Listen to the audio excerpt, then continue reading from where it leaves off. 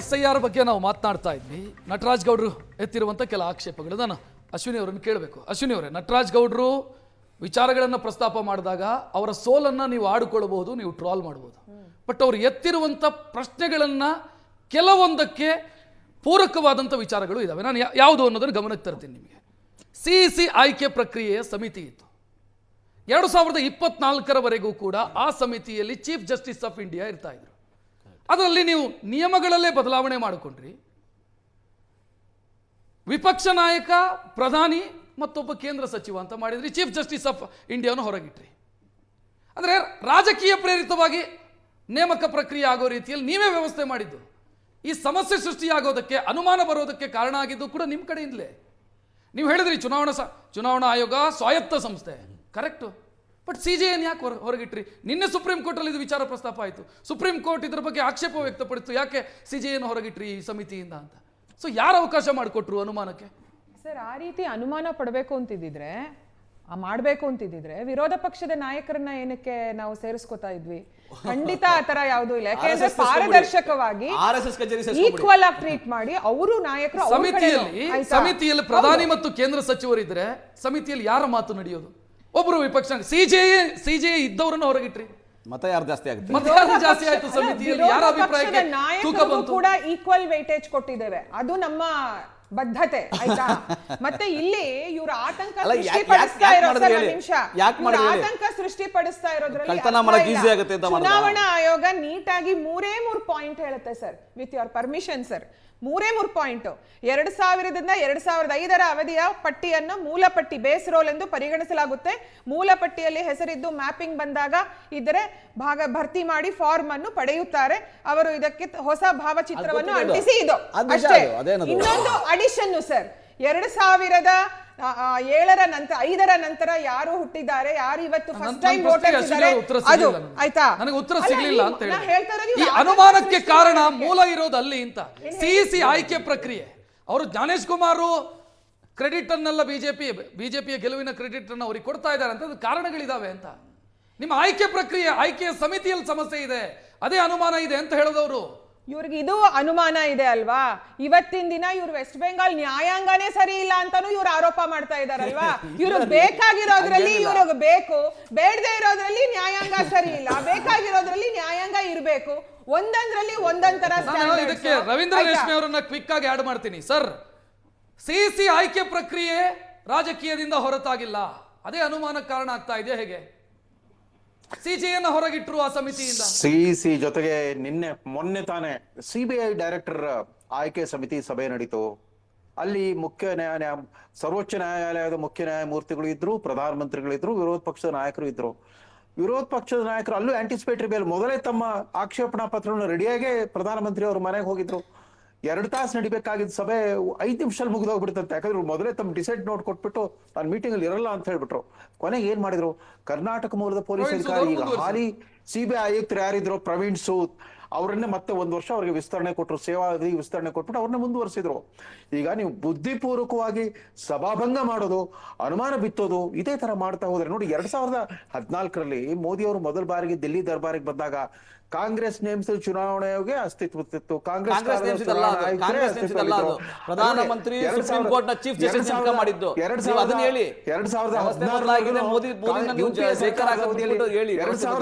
2000 ನೋಡಿ ನಟರಾಜ್, 2015 ಕೂಡ UPA ಸರ್ಕಾರದಲ್ಲಿ ನೇಮಕವಾಗಿದ್ದ ಆಯುಕ್ತರುಗಳೇ ಚುನಾವಣಾ ಆಯೋಗವನ್ನು ನಡೆಸ್ತಾ ಇದ್ರು. ಆದ್ರೂ ಏನಾಯ್ತು, 2013ರಲ್ಲಿ ಯಾವ ಕರ್ನಾಟಕ ಜನ ಕಾಂಗ್ರೆಸ್ ಸಿದ್ದರಾಮಯ್ಯನವ್ರಿಗೆ 122 ಸೀಟ್ ಕೊಟ್ಟು ನಿಚ್ಚಳ ಬಹುಮತ ಕೊಟ್ಟರು. ಒಂದೇ ವರ್ಷದಲ್ಲಿ contest was between Modi versus Rahul ಅಂದಾಗ ಬಿಜೆಪಿಗೆ 17 ಸೀಟ್ ಕೊಟ್ಟಿದ್ದು ಅಷ್ಟೇ ಅಲ್ಲ, 132 ಅಸೆಂಬ್ಲಿ ಕ್ಷೇತ್ರಗಳಲ್ಲಿ ಲೀಡ್ ಕೊಟ್ರು. 2018ರಲ್ಲೂ ಅಷ್ಟೇ ಬಿಜೆಪಿಗೆ ನಿಚ್ಚಳ ಬಹುಮತ ಕೊಟ್ಟಿಲ್ಲ ಕರ್ನಾಟಕ ಜನ, 104 ಸೀಟ್ ಕೊಟ್ಟು ಅಲ್ಲಿಗೆ ನಿಲ್ಸ್ಬಿಟ್ರು. 2019ರಲ್ಲಿ ಮತ್ ಸಿದ್ದರಾಮಯ್ಯ ವರ್ಸಸ್ ಬೊಮ್ಮಾಯಿ, ಸಿದ್ದರಾಮಯ್ಯ ವರ್ಸಸ್ ಯಡಿಯೂರಪ್ಪ ಇದ್ದಾಗ ಸಿದ್ದರಾಮಯ್ಯ ಗೆಲ್ಲಿಸ್ತಾರೆ. ರಾಹುಲ್ ವರ್ಸಸ್ ಮೋದಿ ಅಂತ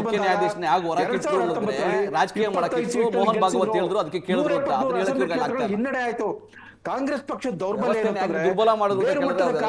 ಸರಿ, ಅನುಮಾನಕ್ಕೆ ಕೇಂದ್ರ ಸರ್ಕಾರವು ಕಾರಣ ಆಗ್ತಾ ಇದೆಯಾ ಅಂತ ನನ್ನ ಪ್ರಶ್ನೆ ಇದ್ದಿದ್ದು. ನಾನು ಇದಾಗ್ತಿದೆ, ಅಕ್ರಮಗಳಾಗ್ತಿದೆ ಅಂತ ನಾನು ಹೇಳ್ತಿಲ್ಲ. ಬಟ್ ಈ ಅನುಮಾನ ಮೂಡೋದಕ್ಕೆ ಕಾರಣ ಆಗಿರೋದು ಕೇಂದ್ರ ಸರ್ಕಾರದ ಕಾರ್ಯವೈಖರಿ. ರಕ್ಷಿತ್, ಈ BLOಗಳೆಲ್ಲ ರಾಜ್ಯ ಸರ್ಕಾರದ ನೌಕರರುಗಳೇ. ಆದ್ರೆ ಬ್ಲಾಕ್ ಲೆವೆಲ್ ಏಜೆಂಟ್ಸ್ ಯಾರಾದ್ರೆ ಅವ್ರು ರಾಜಕೀಯ ಪಕ್ಷಗಳ ಪ್ರತಿನಿಧಿಗಳು. ಪಾಪ ಪಕ್ಷದ ಕಾರ್ಯಕರ್ತರು, ಪಾಪ ನಟರಾಜ್ ಕೂಡ ಕಾರ್ಯಕರ್ತರು, ಈಗ ಚೇರ್ಮನ್ ಆಗಿದ್ದಾರೆ. ಕಾರ್ಯಕರ್ತರಾಗಿ ಉಳಿತಾರೆ. MLA ಮಕ್ಕಳು MLA, ಮಂತ್ರಿಗಳು ಮಂತ್ರಿ ಆಗುವಂತ ಒಂದು ಸಂಸ್ಕೃತಿ ಬಂದಿರೋದ್ರಿಂದ ಆ ಕಾರ್ಯಕರ್ತ ಅನ್ಪೇಯ್ಡ್ ವರ್ಕರ್, ಆದ್ರೆ ಯಾವ್ದು ವೇತನೆ ಸಂಭಾವನೆ ಏನೂ ಸಿಗಲ್ಲ. ಪಕ್ಷದ ಮೇಲಿನ ಅಭಿಮಾನದಿಂದ ಕೆಲಸ ಮಾಡ್ತಾ ಇರ್ತಾನೆ. ಎಷ್ಟರ ಮಟ್ಟಿಗೆ ಆತ ಶ್ರದ್ಧೆಯಿಂದ ಕೆಲಸ ಮಾಡ್ಬೇಕು ಹೇಳಿ? ನಾಯಕರಾಗಿ ವಿಜೃಂಭಿಸ್ತಾ ಇರ್ತಾರೆ, ಕಾರ್ಯಕರ್ತರು ನಿರ್ಲಕ್ಷ್ಯದಿಂದ ಹೋಗ್ತಿರ್ತಾರೆ. ಎಲ್ಲಿ ಕಾರ್ಯಕರ್ತರು, ನಾನು ಕೇರಳದ ಕಾಂಗ್ರೆಸ್ನವ್ರನ್ನ ಮೆಚ್ಕೊಳ್ಳೋದು ಅದಕ್ಕೆ.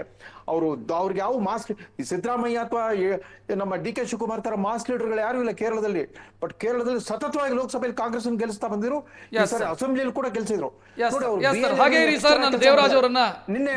ನಿನ್ನೆ ಸತೀಶ್ ಅವರು ಬಹಳ ಹೆಮ್ಮೆಯಿಂದ ಹೇಳ್ಕೊಂಡ್ರು, ನಾವು ಮತದಾರ SIR ಮಾಡುವಾಗ ನಾವೆಲ್ಲ ಪ್ರತಿಯೊಂದು ಮನೆಗೂ ನಾವು ಪ್ರತ್ಯಕ್ಷವಾಗಿ ಅಲ್ಲಿ ಉಪಸ್ಥಿತರು ಇದ್ಬಿಟ್ಟು ಎಲ್ಲ ಮತದಾರರು ಅರ್ಹ ಮತದಾರರು ಯಾರು ಪಾಯಿಂಟ್ ಅರ್ಥ ಆಯ್ತು. ನಾನು ಅದನ್ನ ನಟರಾಜ್ ಗೌಡ್ರ ಮುಂದೆ ಇಡ್ತೀನಿ. ದೇವರಾಜ್ ಅವರೇ, ನಾನು ಆ ಪ್ರಶ್ನೆ ಎತ್ತದೆ, CJಯನ್ನು ಹೊರಗಿಟ್ಟ ರೀತಿ ಇರ್ಬೋದು, ಇದೆಲ್ಲವೂ ಅನುಮಾನಕ್ಕೆ ಕಾರಣ ಆಗ್ತಿದೆ ಅಂತ. ಆ ಅನುಮಾನವೇ ಈಗ ರೆಕ್ಕೆ ಪುಕ್ಕ ಪಡ್ಕೊಂಡಿರೋದು. ಈಗ ಅಫ್ಕೋರ್ಸ್ ಸರ್ಕಾರ ಯಾವ ದೃಷ್ಟಿಯಿಂದ ಅದನ್ನು ಮಾಡ್ತು ಹೇಗೆ ಅಂತಕ್ಕಂಥದ್ದನ್ನು ಸರ್ಕಾರಕ್ಕೆ ಯಾಕಂದರೆ ಅವ್ರು ಕೊಡಬೇಕಾಗಿರ್ತಕ್ಕಂಥ ಸಮಜಾಯಿಷಿ ಇದು.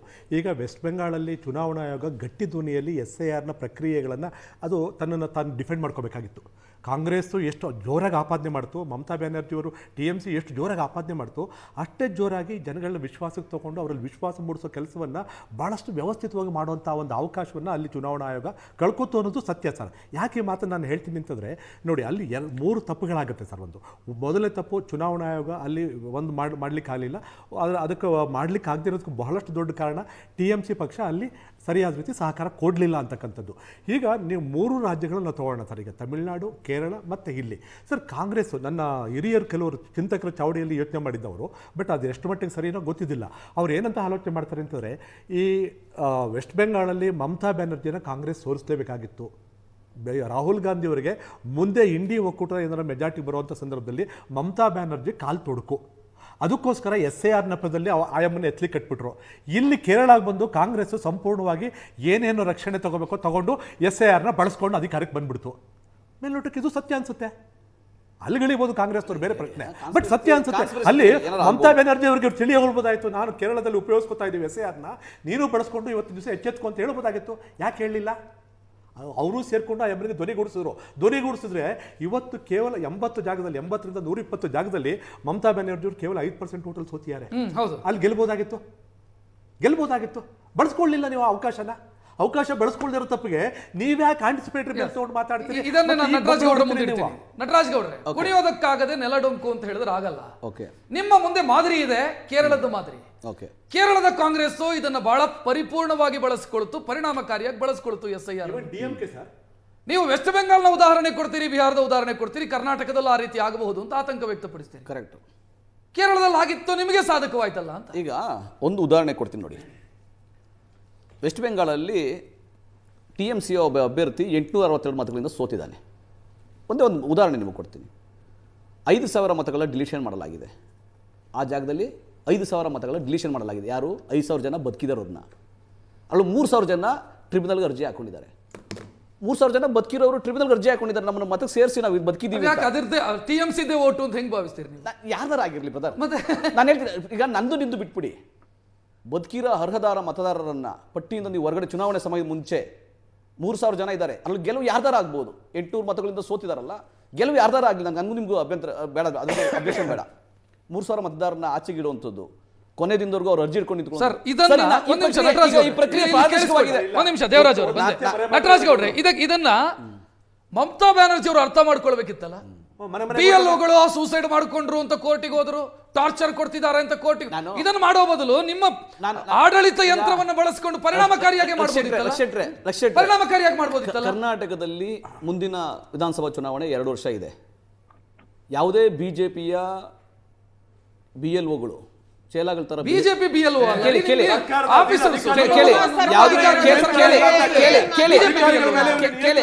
ಕೇಳಿ, ಯಾವುದೇ ಅಧಿಕಾರಿ, ಯಾವುದೇ ಚುನಾವಣಾ ಆಯುಕ್ತ ವೆಸ್ಟ್ ಬೆಂಗಾಲಲ್ಲಿ ಮಾಡ್ದಂಗೆ ಕರ್ನಾಟಕದಲ್ಲಿ ಮಾಡೋಕ್ಕೆ ಬಿಡೋದಿಲ್ಲ. ನಂಬರ್ 1. ನಂಬರ್ 2, ನಾನು ನಿಮ್ಗೆ ಅಂಕಿಅಂಶ ಹೇಳಿದ್ನಲ್ಲ, ಇದು ನ್ಯಾಯಸಮ್ಮತವಾಗಿ ನನ್ನ ಪ್ರಶ್ನೆ ಸರಿ ಇದೆಯಾ ಇಲ್ವಾ ಅಂತ ನೀವು ಹೇಳ್ಬಿಡಿ. ಆಯ್ತಾ? ಈ ತರ ಪ್ರಕ್ರಿಯೆ ಮಾಡಿದ ಜ್ಞಾನೇಶ್ ಕುಮಾರ್ಗೆ ಕ್ರೆಡಿಟ್ ಕೊಡ್ತೀರಾ ವೆಸ್ಟ್ ಬೆಂಗಾಲ್ ಚುನಾವಣೆನ, ಇಲ್ಲ ಅಮಿತ್ ಶಾ ಕೊಡ್ತೀರಾ?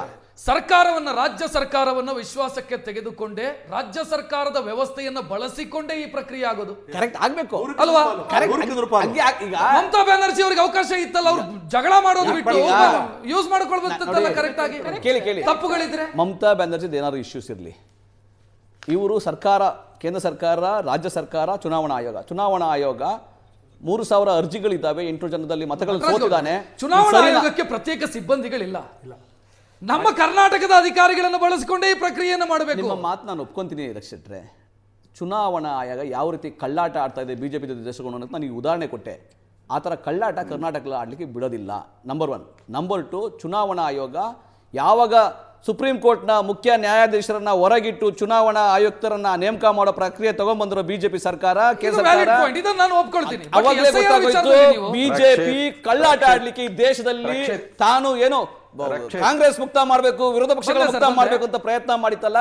ನಾವು ನೇರವಾಗಿ ಅಭಿವೃದ್ಧಿ ಮೇಲೆ ಹೋದ್ರೆ ಆಗೋದಿಲ್ಲ, ಈ ತರ ಮಾಡೋಣ ಅಂತ ಮಾಡಿದ್ರು. ದಕ್ಷಿಣ ಭಾರತದಲ್ಲಿ ಅದು ಅವಕಾಶ ಸಿಕ್ಕಿಲ್ಲ, ಉತ್ತರ ಭಾರತದಲ್ಲಿ ಮಾಡಿದೆ. ಆದ್ರೆ ಕರ್ನಾಟಕದಲ್ಲಿ ಇನ್ನು 2 ವರ್ಷ ಚುನಾವಣೆ ಇದೆ, ಒಂದೇ ಒಂದು ವೋಟ್ ಆ ತರ ಮಾಡ್ಲಿಕ್ಕೆ ನಾವು ಬಿಡೋದಿಲ್ಲ. ಅದು ಖಂಡಿತ ನಾವು ಇಟ್ಕೊಳ್ಳಿ. ನಿಮ್ದು ಆಕ್ಷೇಪ ಇವಿಎಂ ಇಂದ ಶುರುವಾಯಿತು. ಇವಿಎಂ ಇಂದ ಶುರುವಾಗಿರೋದು ಅಡ್ವಾಣಿಗೆ ಕಮಿಷನ್ ವರೆಗೆ ಬಂದು ನಿಂತಿದೆ, ಎಸ್ಐಆರ್ ವರೆಗೆ ಬಂದು ನಿಂತಿದೆ. ನಿಮ್ಗೆ ನೆಕ್ಸ್ಟ್ ಯಾವುದು ನೀವು ಆರೋಪ ಮಾಡೋದು? ಸೋಲಿಗೆ ಆರೋಪಗಳನ್ನು ಯಾವುದರ ಮೇಲೆ ಮಾಡ್ತೀರಿ ಅಂತ ಪ್ರಶ್ನೆ ಇರೋದು. ಡೆಮಾಕ್ರಸಿ ಅಟ್ ರಿಸ್ಕ್ ಅಂತ ಪುಸ್ತಕ ಬರ್ದಿರೋದು, ಇವಿಎಂ ಮೇಲೆ ಪುಸ್ತಕ ಬರ್ದಿರ್ತಕ್ಕದ್ದು ಬಿಜೆಪಿಯ ರಾಷ್ಟ್ರೀಯ ವಕ್ತಾರರೊಬ್ರು, ಏನೋ JLN ರಾವ್ ಅಂತ ಒಬ್ರು ಬರ್ತಾರೆ. ಅಡ್ವಾಣಿಗೆ ಅಬ್ಜೆಕ್ಷನ್ ಇದ್ದಿದ್ದು ಏನೋ ಇವಿಎಂ ಮೇಲೆ, ಕಾಂಗ್ರೆಸ್ಗಲ್ಲ. ಕಾಂಗ್ರೆಸ್ ಕೇಳಿ ಟೆಕ್ನಾಲಜಿ 2014ರಿಂದ ನೀವು ಇವಿಎಂ ಇಂದ ಶುರು ಮಾಡಿದಂತ ಆರೋಪ ಚುನಾವಣಾ ಆಯುಕ್ತರವರೆಗೆ ಬಂತು, ಮುಖ್ಯ ಚುನಾವಣಾ ಆಯುಕ್ತರವರೆಗೆ. ಈಗ ಸುಪ್ರೀಂ ಕೋರ್ಟಿಗೂ ಹೇಳ್ತೀರಾ? ಸುಪ್ರೀಂ ಕೋರ್ಟ್ ಅಲೋ ಮಾಡುತ್ತೆ ಎಸ್ಐಆರ್ ಮಾಡೋದಕ್ಕೆ, ಸುಪ್ರೀಂ ಕೋರ್ಟ್ ಸರಿ ಇಲ್ಲ ಅಂತ ನಿಮಗೆ ಗೊತ್ತಿರಬೇಕು. ಸುಪ್ರೀಂ ಕೋರ್ಟ್ ನ ನಿಮ್ಗೊಂದು ಗೊತ್ತಿರಲಿ, ಯಾರು ಹೋಗ್ಲಿಲ್ಲ. ಈಗ ಸುಪ್ರೀಂ ಕೋರ್ಟ್ ನ 4 ಜನ ಜಸ್ಟಿಸ್ ಬಂದು ರಸ್ತೆ ಮೇಲೆ ಕೂತ್ಕೊಂಡು ಪ್ರೆಸ್ ಮೀಟ್ ಮಾಡಿ democracy at risk, democracy in danger ಅಂತ ಹೇಳಿದ್ದು ಕೇಂದ್ರ ಸರ್ಕಾರಕ್ಕೆ, ಮೋದಿಗೆ ಚಾಟಿ ಬೀಸಿದ್ದು. ಸುಪ್ರೀಂ ಕೋರ್ಟ್ ನ ಚೀಫ್ ಜಸ್ಟಿಸ್ಗಳು 4 ಜನ ಜಸ್ಟಿಸ್ಗಳು ಬಂದು ರಸ್ತೆ ಮೇಲೆ ಕೂತಿದ್ರು. ನಾವೆಲ್ಲ ದುರ್ಬಲ ಮಾಡ್ತಾ ಇರೋದು, ವ್ಯವಸ್ಥೆಯಾಗಿರ್ಲಿ, ಸೋಲು ಗೆಲುವು ನಂತರ ಇರ್ತದೆ. ಚುನಾವಣಾ ಆಯೋಗವನ್ನ ನೀವು ದುರ್ಬಲ ಮಾಡಿದ್ರೆ, ಸಿಬಿಐ ದುರ್ಬಲ ಮಾಡಿದ್ರೆ, ಇಡಿ ಐಟಿ ಅನ್ನೋದು ಮೋರ್ಚಾ ತರ ಉಪಯೋಗಿಸ್ಕೊತಾ ಇದ್ರೆ, ಇದು ಒಂದು ಸರ್ಕಾರಕ್ಕೆ. ರವೀಂದ್ರ ರೇಷ್ಮೆ ಸರ್ ಮಾತನಾಡೋದಕ್ಕೆ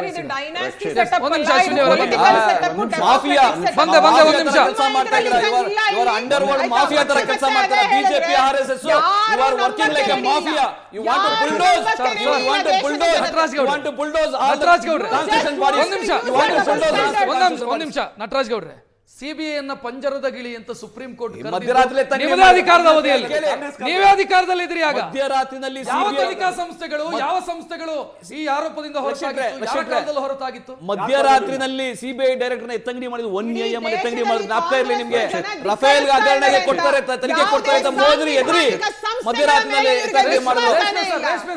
ರೇಷ್ಮೆ ಸರ್ ರಕ್ಷಿತ್ ನೋಡಿ, ಮೊನ್ನೆ ಏಪ್ರಿಲ್ 13ನೇ ತಾರೀಕು ಸಂಜೆ ಪ್ರಧಾನಮಂತ್ರಿ ಅವರ ನಿವಾಸದಲ್ಲಿ ನಡೆದ ಸಿಬಿಐ ನಿರ್ದೇಶಕರ ಆಯ್ಕೆ ಸಮಿತಿಯಲ್ಲಿ ಸ್ವತಃ ಸರ್ವೋಚ್ಚ ನ್ಯಾಯಾಲಯದ ಮುಖ್ಯ ನ್ಯಾಯಾಧೀಶರು ಉಪಸ್ಥಿತರಿದ್ರು ಕೂಡ ಬಡ ಇವರು ತಯಾರು ಮಾಡ್ಕೊಂಡು ಹೋಗಿದ್ದ ಆಕ್ಷೇಪ ಪತ್ರ ಇಟ್ಬಿಟ್ಟು 5 ನಿಮಿಷದಲ್ಲಿ ಸಭಾಭಂಗ ಮಾಡಿ, ಆದ್ರೆ ಭೋಜನ ಒಂದ್ ಕಡೆ chief justice Rahul Gandhi discussion ಮಾಡಿದ್ರೆ Rahul Gandhi is opposition party leader, is leader of the opposition party in India. ಅವರು ಕ್ವೆಶ್ಚನ್ ಮಾಡಕ್ಕೆ ಅವಕಾಶ ಇದೆ. ನಿಮಗೆ ಧೈರ್ಯ ಇಲ್ಲ, ನೀವು ಮೋದಿಗೆ ನಾನು ಚಿಯರ್ ಲೀಡರ್ಗೆಲ್ಲ ಮೋದಿಯ ಚಿಯರ್ ಲೀಡರ್ಗೆ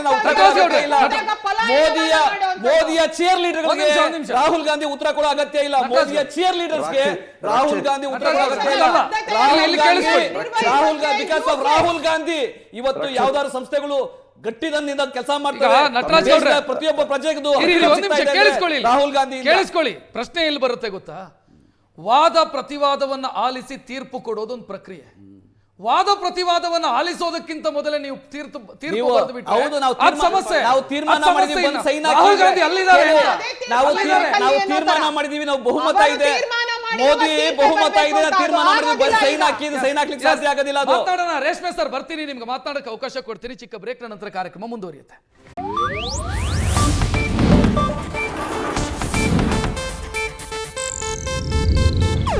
ಇದು ಏಷ್ಯಾನೆಟ್ ನ್ಯೂಸ್ ನೆಟ್ವರ್ಕ್ ಪ್ರಸ್ತುತಿ.